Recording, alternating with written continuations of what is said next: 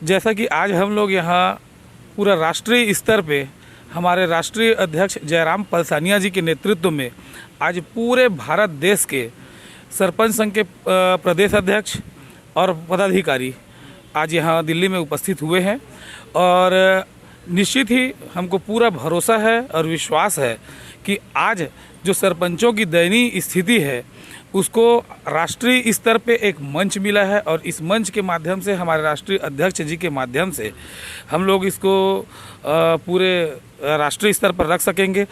सरपंचों का जहाँ पर भी अहित होता है या सरपंचों के अधिकार का कहीं पे भी हनन होता है वहाँ पे निश्चित रूप से संगठन पूरी मदद करती है।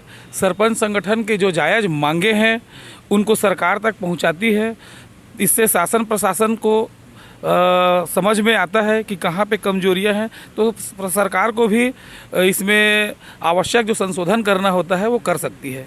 आखिर जो संगठन है आपका, जो पंचायती संगठन, इसमें समस्याएं किस तरह की समस्याएं आती हैं, इसे आप बताने की कोशिश करें। समस्याएं तो बहुत निचले स्तर से शुरू होती है। जैसे एक गरीब व्यक्ति है उसको पेंशन दिलवाना, वृद्धाजी अनाज राशन उपलब्ध कराना और विभिन्न प्रकार की जो निचले स्तर के जो लोग हैं उनको सरपंच ही एक ऐसा माध्यम होता है। जी, पुल पुलिया, रोड निर्माण, सड़क निर्माण, तो ये सब काम सरपंच ही करता है।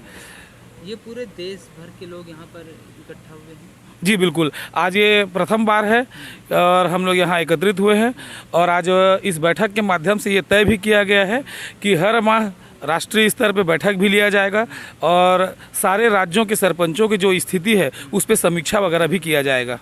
छत्तीसगढ़ में धारा 40 का जो दुरुपयोग हो रहा है, अविश्वास प्रस्ताव में जैसे सरपंच जनता के द्वारा चुना जाता है तो जनता के द्वारा ही हटाया जाए और वहाँ पंचों के द्वारा हटा दिया जाता है। तो इस पे ये भी हमारी एक वहाँ मांग है और आगामी अभी 2 से 3 दिन बाद 10 सितंबर को छत्तीसगढ़ में विशाल धरना प्रदर्शन का भी आयोजन किया गया है, जिसमें छत्तीसगढ़ के सारे 11,664 सरपंच वहाँ उपस्थित होंगे। अभी आज ये राष्ट्रीय स्तर का मीटिंग इसलिए सभी पूरा भारत से सरपंच संघ इकट्ठा हुए हैं। इकट्ठा होकर के जो आज की स्थिति में, वर्तमान स्थिति में सरपंचों के साथ जो उनके अधिकार का हनन हो रहा है उसके ऊपर किस तरह का अधिकार का हनन है वही जानना चाहेंगे। पंचायत देखो, त्रिस्तरीय पंचायती राज व्यवस्था में संविधान में भी सरपंचों को एक अधिकार दिया जाता है। जो अधिकार आज ग्राम स्तर में जब जाओगे तो वो सरपंचों के पूरे अधिकार उनको नहीं, स्टेट पॉलिसी के स्टेट पॉलिसी के अंदर वो ख़त्म होती जा रही है। इसलिए सभी अपने हक और अधिकार के लिए और जनता मार रहा है इस हक को, कौन मार रहा है? हक को अब मार रहे हैं, शासन प्रशासन ही मार रहे हैं हक को। सरपंचों के हक शासन प्रशासन के द्वारा उनके हनन किया जा रहा है। एडीओ बीडीओ इसमें शामिल है? एडीओ बीडीओ, सीओ, कलेक्टर, राज्य सरकार सभी के इसमें इन्वॉल्व है। प्रशासनिक अधिकारियों के द्वारा हनन किया जा रहा है। हाँ, प्रशासनिक अधिकारियों के द्वारा हनन किया जा रहा है। जी, आप क्या कहना चाहेंगे? निश्चित ही गांव का विकास जो है हमारे देश का विकास है और गांव का विकास नहीं हो पा रहा है।